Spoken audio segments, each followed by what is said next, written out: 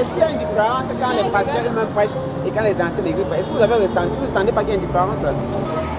Je crois que Dieu utilise tout un chacun. Dieu utilise tout un chacun pour son service, comme venait de le dire le pasteur. Même moi, si on me demande de prêcher la parole de Dieu, je ne dois pas avoir honte, parce que je suis l'instrument de la main de Dieu. Et quand il me demande d'être à son service, je dois le faire. Je dois partager sa parole avec les autres. Le culte du jour était très intéressant. C'était particulier parce que ce n'était pas un pasteur qui prêchait, mais ça m'a beaucoup appris. Par exemple, sur le texte de Jésus qui parlait de Jésus et Jean et Jacques qui étaient à la montagne, que j'avais eu à étudier avant, bon, déjà dans ma lecture personnelle, mais que je n'avais pas compris comme ça. Donc ça m'a donné une autre facette de cette partie-là de la Bible.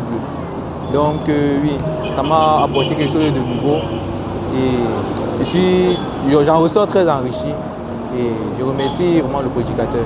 Non, cela n'est pas, je n'ai pas senti cette différence puisqu'il y avait le louange, le culte était réveillé. Ça s'est bien passé. Poser la question au final de savoir s'il y avait une différence entre les cultes prêchés par les pasteurs eux-mêmes et les anciens d'église. Non.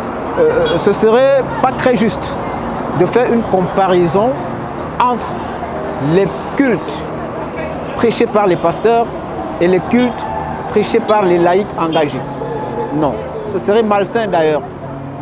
Le pasteur, il a suivi une formation théologique pour s'adresser à son peuple. Le chrétien laïque engagé, certains ont suivi aussi ce même itinéraire, sans que cela soit sanctionné par des diplômes dans ce sens-là. Chacun a ses angles d'attaque lorsqu'il faut aborder une prédication un dimanche. On peut apprécier par exemple aujourd'hui la tonation du prédicateur. Pour ceux qui le connaissent, pour ceux qui aiment sa voix, on a senti qu'il a mis un bémol qui peut toucher celui qui le suit. Parce qu'on le connaît, il a une voix qui porte, il a une voix qui touche. Ça peut être intéressant à relever. Mais pas de là à faire une comparaison avec la tonalité des bergers de la paroisse. Non, pour ça, moi, ce n'est pas un débat qu'il faut mettre en avant. Ce qui importe, c'est le message que chacun transmet à celui qui l'écoute.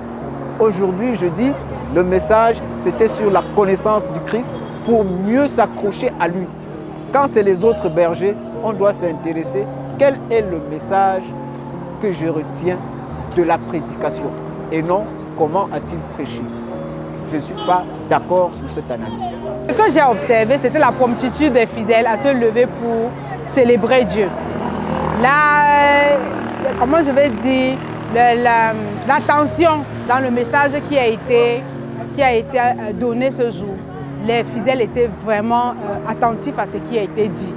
Et je pense que c'est un signe qui montre qu'ils étaient en plein dans le culte. En fait, lorsque les pasteurs prêchent et lorsque les anciens prêchent, c'est vrai que la parole est le même, mais nous voulons dire que la particularité réside au niveau, c'est difficile, c'est rare de voir les femmes prêcher, mais on se rend compte que les femmes ont également ce même potentiel et on pourrait se demander pourquoi on n'est pas aussi de temps en temps faire cette invitation pour revivre une autre chaleur.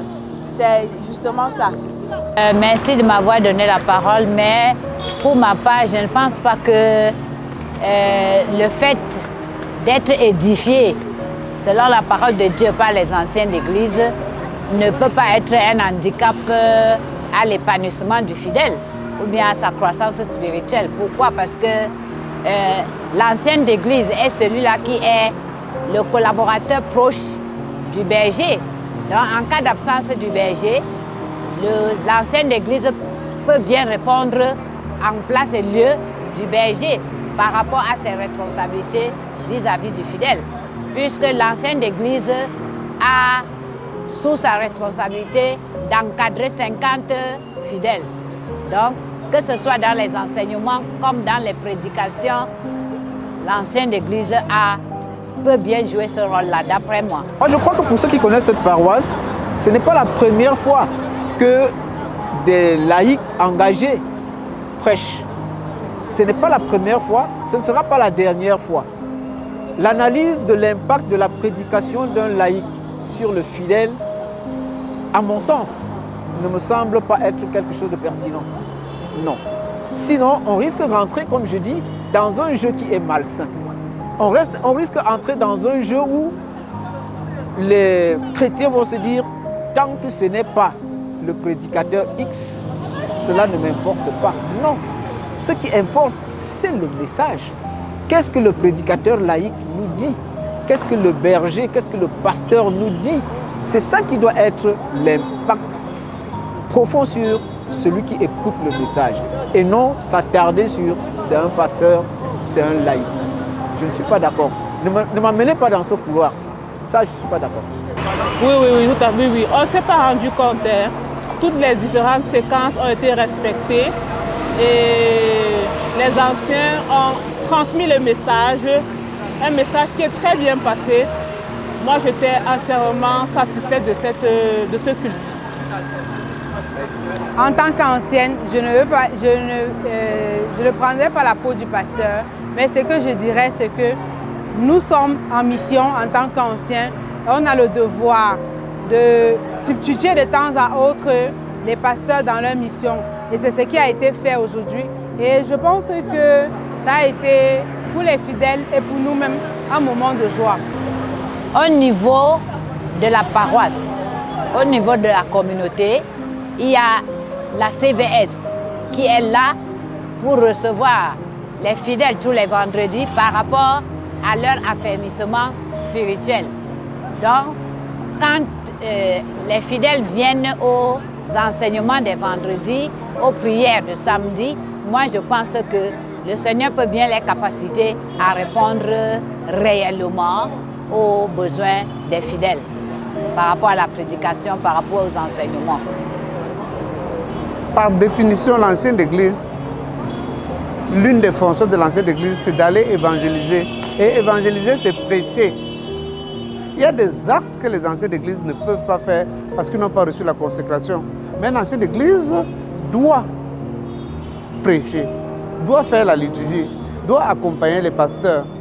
On dit dans le règlement de l'Église, un ancien d'Église doit s'occuper de 50 fidèles et paroissiens. Vous croyez qu'il s'occupe de fidèles comment?